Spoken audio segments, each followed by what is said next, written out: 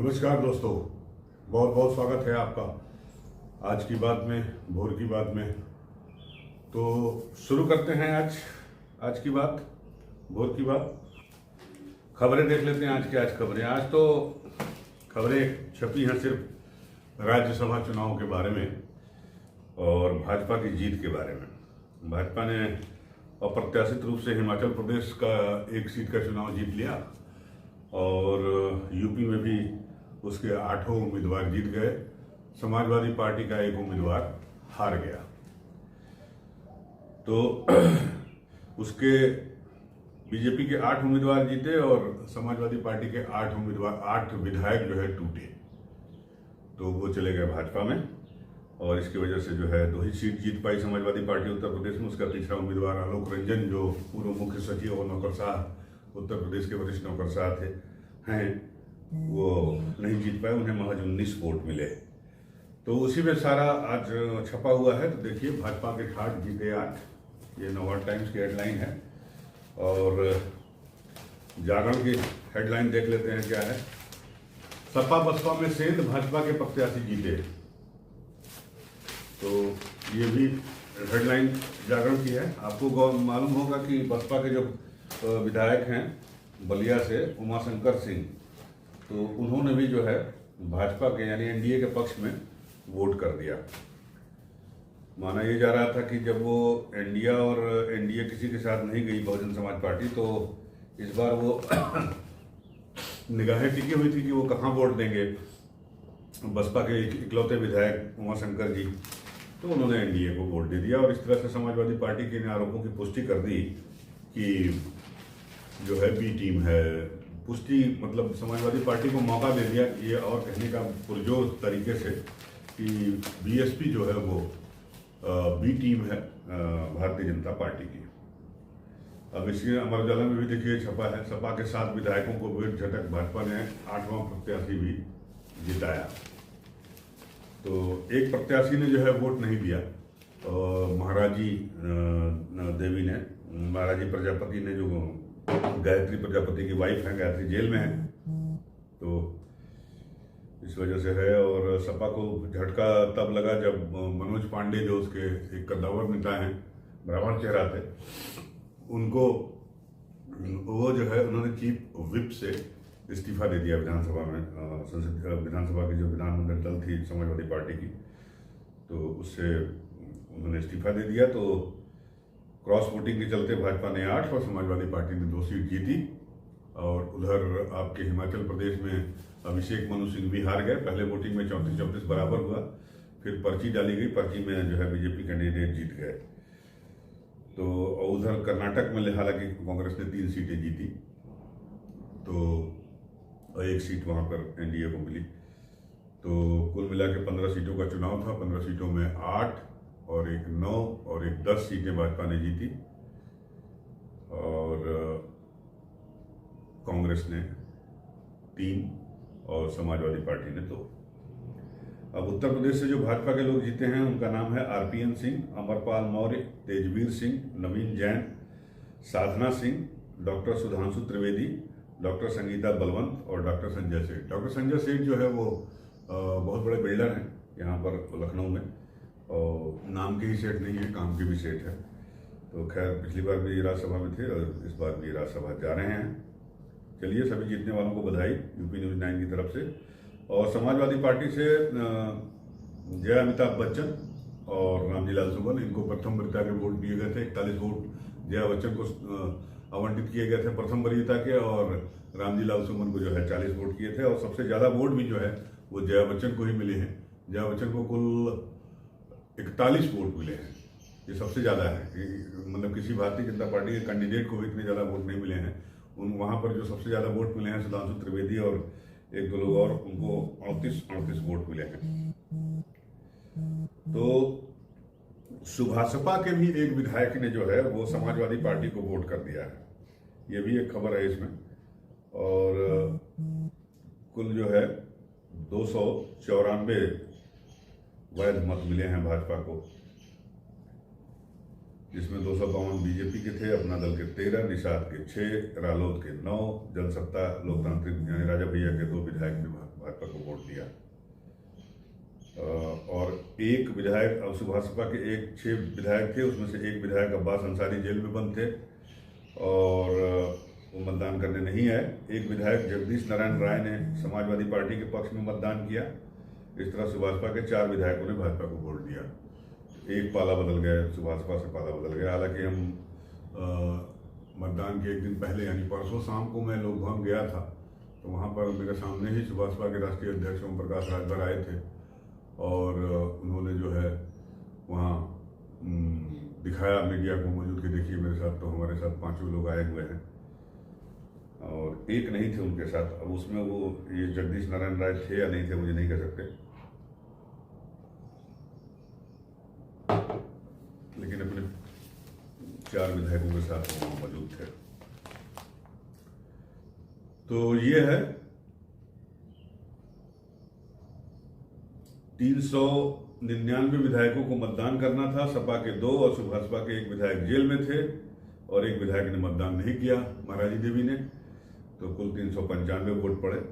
395 में से 1 वोट सहजिल इस्लाम का वोट, जो समाजवादी पार्टी के विधायक हैं, उनका वोट इनवैलिड हो गया। कुछ उनके वोट बैलेट पेपर पे कुछ निशान था, तो कुल 394 वैध हुआ है। उनका 1 वोट जो है वो इनवैलिड कर दिया गया था। तो इस तरह से बीजेपी ने अपना परचम लहरा दिया है उत्तर प्रदेश में। और खास बात यह है, आपको बता दूं कि ये क्रॉस वोटिंग का खतरा इसमें तो हो ही गया, चल गया जो चलना था। अब अगले महीने जो है विधान परिषद के चुनाव होने, उसमें यूपी में, तो उसमें भी अब खतरा मंडराने लगा है समाजवादी पार्टी के ऊपर। देखिए इसमें निकला हुआ है और मैं थोड़ा सा गणित आपको बता देता हूँ कि भाई जो पाला बदले उनके लिए कहा गया कि अंतरात्मा की आवाज़ पे उन्होंने अपना वो किया है और इनको पाला बदलने के लिए बड़े बड़े दिग्गज लगे हुए थे भारतीय जनता पार्टी के। अब उसमें ब्रजेश पाठक भी थे। ब्रजेश पाठक ने दितेश पांडे जो बीएसपी के लिए वो हैं, सांसद हैं अम्बेडकर नगर से, उनको बीजेपी में शामिल कराया। मनोज पांडे जिन्होंने आश्चर्यजनक तरीके से मतदान के पहले चीफ विप पद से इस्तीफा दिया, उनके बारे में भी कहा जा रहा है कि ब्रजेश पाठक ने भी जो है उनसे बातचीत की। सभी नेताओं को अलग अलग जिम्मेदारी दी गई थी बातचीत करने की, जैसे ब्रजेश पाठक ने इनसे बात की और इसके अलावा जो है और लोगों से उन्होंने बात की। केशव प्रसाद मौर्य ने पूजा पाल से बात की और ये और बाकी लोगों ने बातचीत करके सभी लोगों ने जो है वो मैनकेश्वर भी उन्होंने बात की, दिनेश प्रताप सिंह जो थे उन्होंने बात की। तो सब लोगों ने मिलजुल के और फिर बाकी 2-3 लोग तो डायरेक्ट, पल्लवी पटेल जैसे तो डायरेक्ट मिल ली, उन्होंने सीधे सीएम योगी से मुलाकात कर ली। तो कुल मिला के भाजपा ने अपनी फील्डिंग काफ़ी मजबूत रखी थी और उसका फायदा उसे मिला। और समाजवादी पार्टी जो है वो उसका लगता है कि मुझे कहीं से कहीं कम्युनिकेशन उसका गड़बड़ हो गया था, उसका कम्युनिकेशन कहीं से कहीं कमज़ोर था और ब्रीच ऑफ ट्रस्ट भी कह सकते हैं आप थोड़ा बहुत। लेकिन ये था कि अखिलेश यादव को पहले से अपनी मोर्चेबंदी करनी चाहिए थी, जो शायद वो नहीं कर पाए और इसकी वजह से उनके पाला बदलने वाले जो विधायक हैं उनके नाम बता देता हूँ और कहाँ से वो विधायक हैं ये भी बता देता हूँ आपको। मनोज पांडे मेरे जानने वाले हैं। मनोज पांडे जो है रायबरेली की ऊंचाहार सीट से लगातार 3री बार सपा के विधायक बने हैं। सपा सरकार में कैबिनेट मंत्री थे। पार्टी ने इस बार विधानसभा में मुख्य सचेतक बनाया था इनको। तो ये जो है छोड़ गए और इनके बारे में कहा जा रहा है कि इन्होंने इच्छा जाहिर की है कि रायबरेली से वो चुनाव लड़ना चाहते हैं भारतीय जनता पार्टी के टिकट पर, लेकिन वहां पर मुकाबला इनका कड़ा होगा दिनेश प्रताप सिंह से, जो खुद ही लगे हुए हैं। राकेश प्रताप सिंह अमेठी से, रायबरेली के पड़ोस में, और वहां से राकेश प्रताप सिंह जो है अमेठी जिले के गौरीगंज सीट से 2012 में पहली बार सपा के विधायक टिकट पर विधायक बने। 2017 और 2022 में भी राकेश सिंह ने सीट अपने पास बरकरार रखी थी। राकेश सिंह की भी छवि थोड़ी बहुत मजबूत टाइप के नेता की है। अभी एक मामला भी हुआ था कुछ थाने वाने में, कुछ इनके साथ हुआ था।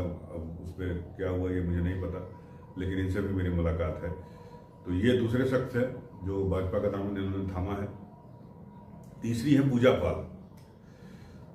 अब पूजा पाल के बारे में तो सभी जानते हैं। पूजा पाल के हस्बैंड राजू पाल की हत्या जो है वो अतीक अहमद और उसके भाई अशरफ ने की थी 2006 में। अब 2005 में आपको पता होगा, फिर 2007 में वो और 2012 में पूजा पाल जो है बसपा से जीती, वो चुनाव विधायक रही और 2022 में वो सपा में आई तो कौशाम्बी की चायल सीट से वो विधानसभा पहुंची हैं। और विनोद चतुर्वेदी, कांग्रेस से इन्होंने राजनीति शुरू की। 2007 में उरई सदर से विधायक बने। उरई मतलब आपका बुंदेलखंड और उरई जालौन, वहाँ सदर से विधायक बने। इसके बाद ये सीट रिजर्व हो गई। 2022 में सपा में आए और कालपी से विधायक चुने गए। 2024 में सपा को अलविदा कर दिया। तो 2022 में पूजा पाल भी आई थी, 2022 में विनोद चतुर्वेदी भी आई थी। दोनों को विधायक बनाया समाजवादी पार्टी ने। दोनों ने समाजवादी पार्टी को बाय बाय टाटा कर दिया। राकेश पांडे हैं 2002 में अम्बेडकर नगर की जलालपुर सीट से बसपा विधायक बने। 2009 में बसपा से अम्बेडकर नगर के एमपी बने और 2014 का चुनाव हारे। 2022 में सपा में आए और जलालपुर से विधायक बने। इन्हीं के बेटे रितेश पांडे जो अम्बेडकर नगर से सांसद थे, उन्होंने जो है इस्तीफा देकर बीजेपी का दामन थामा। तो माना जा रहा था कि राकेश पांडे भी जो है अपना वोट एनडीए के फेवर में ही डालेंगे और वही हुआ। अभय सिंह बाहुबली नेता हैं अयोध्या के। इनकी गिनती बाहुबली नेताओं में होती है। कई आपराधिक मुकदमे हैं इनके ऊपर। धनंजय सिंह जो एक दूसरे बाहुबली नेता हैं, 2002 में उनके ऊपर वाराणसी में हमला हुआ था। वाराणसी के टकसाल सिनेमा के पास ताज होटल जहाँ पे है कैंट में, तो नदेसर में, तो माना जा रहा था कि इन्हीं का हाथ था। उसमें फैसला भी आ गया है। खैर ये भी आ गए हैं, बीजेपी में रहेंगे, सुरक्षित रहेंगे।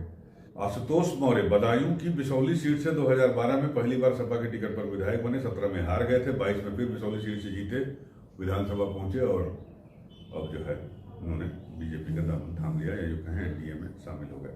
महाराजी देवी सबसे चर्चित यही रही। कल दिन भर इनका इंतजार होता रहा, अब आएंगी अब आएंगी अब आएंगी, लेकिन ये आई नहीं। इनको कहा गया कि भैया आप मतदाने मत दीजिए, वोटे मत दीजिए। गायत्री प्रजापति एक बड़ा जाना माना नाम था जब समाजवादी पार्टी की सरकार थी और खनन मंत्री थे। कहते हैं कि बहुत खनन किया इन्होंने, करवाया और उसी का नतीजा ये भुगत रहे हैं। तमाम जांचें इनके ऊपर हुई और इस समय जेल में हैं।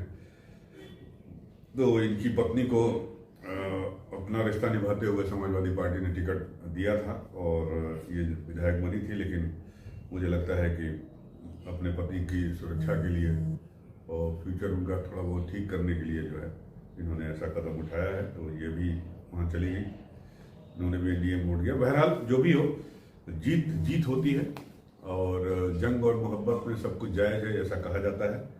और मैं निश्चित रूप से कहूँगा कि भाजपा चुनाव की तैयारी जिस तरह से करती है और जिस लेवल पे करती है, जिस स्केल पर जाकर करती है, वैसी तैयारी मुझे नहीं लगता कि कोई भी करता हो, चाहे वो कांग्रेस हो, चाहे वो सपा हो, चाहे बसपा हो और चाहे बिहार में आप आरजेडी की बात कर लीजिए।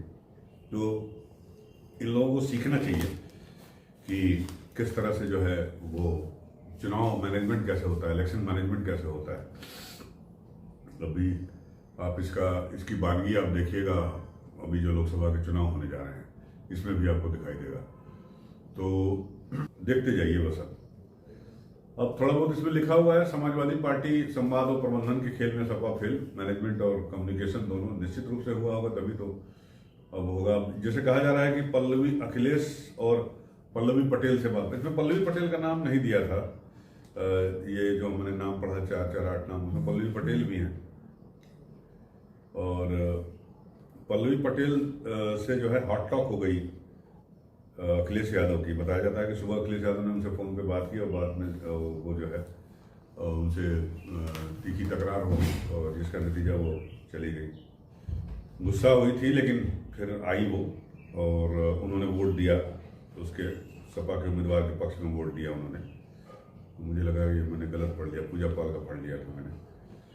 तो कमेरावादी की हैं और इन्होंने जो है आपको पता होगा कि उनके केशव मौर्य को हराया था वहाँ पर।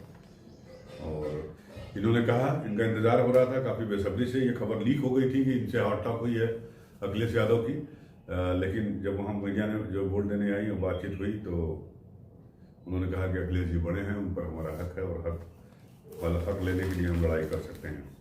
अब एक सीधी बात इसमें और छपी है इनके बारे में, उमाशंकर सिंह के बारे में।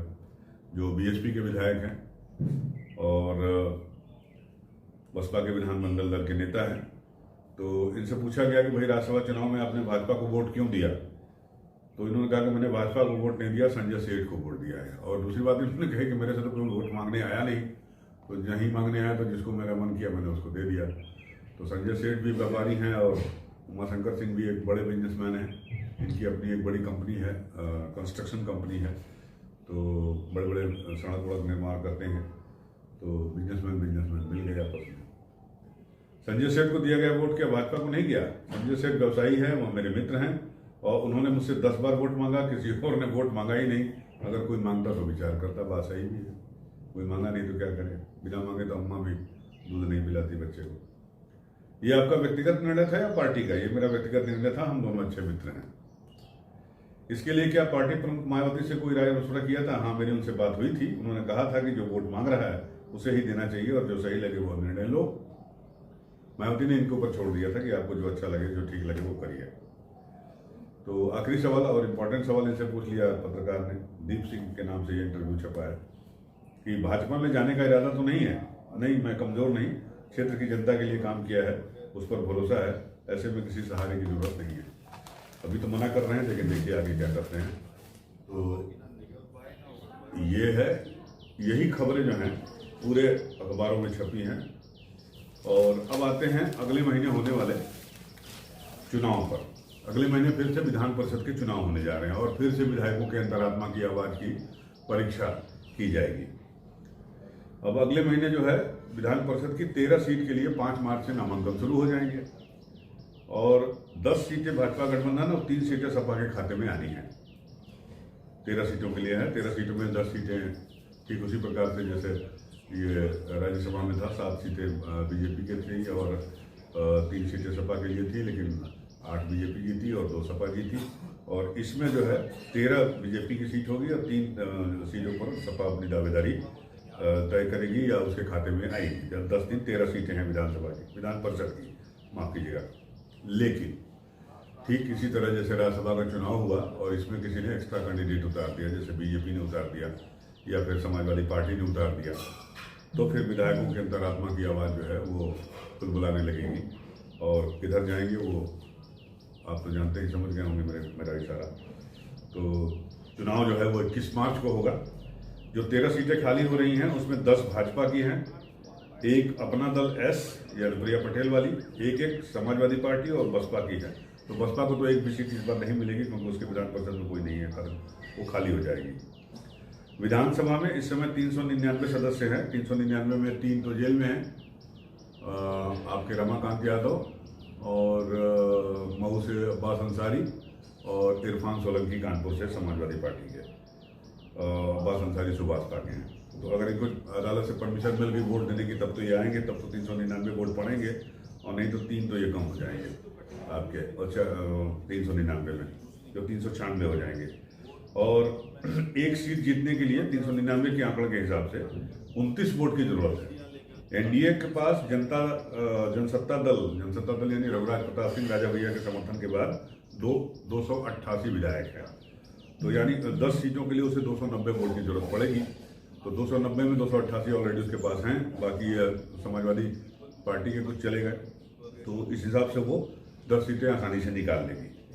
सपा के पास कांग्रेस के 2 विधायकों के समर्थन के बाद 110 की संख्या है, 110। तो 110 के हिसाब से भी उसके 3 कैंडिडेट तो आराम से निकल जाएंगे, उसमें कोई दिक्कत नहीं होगी, 2-4 टूटेंगे तब भी।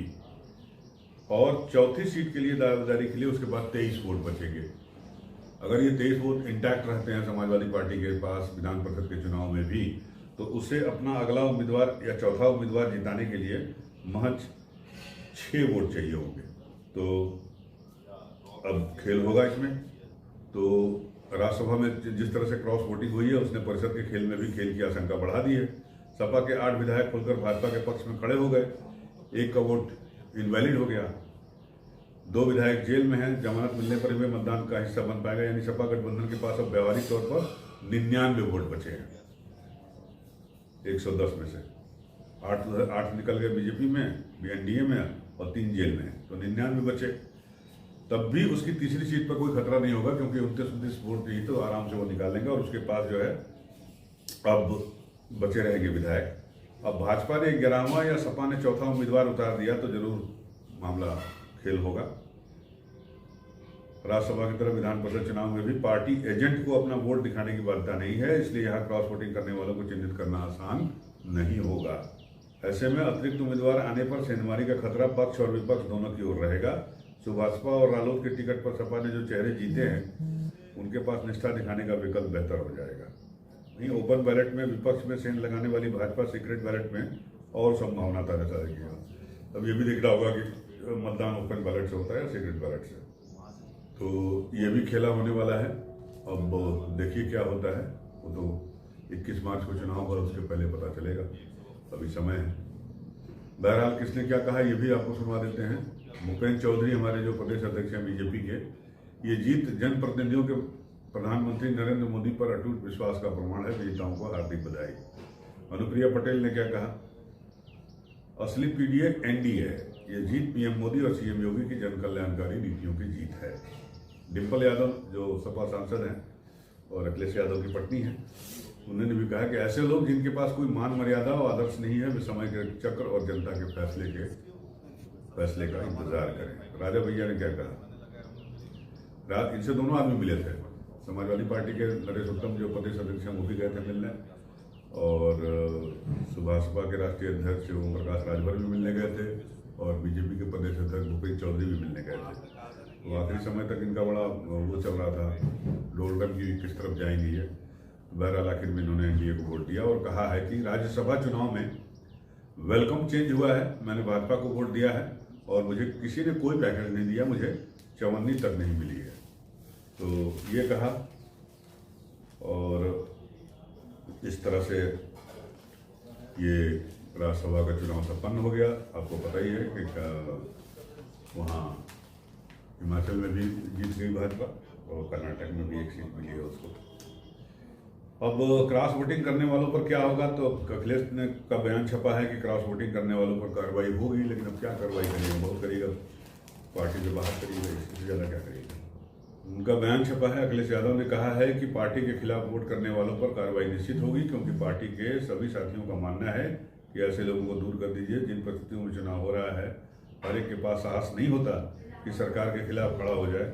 सबको पता है भाजपा चुनाव जीतने के लिए कोई भी हथकंडा अपना सकती है, और यूपी में वोट पाने के लिए भाजपा ने ये सब किया है।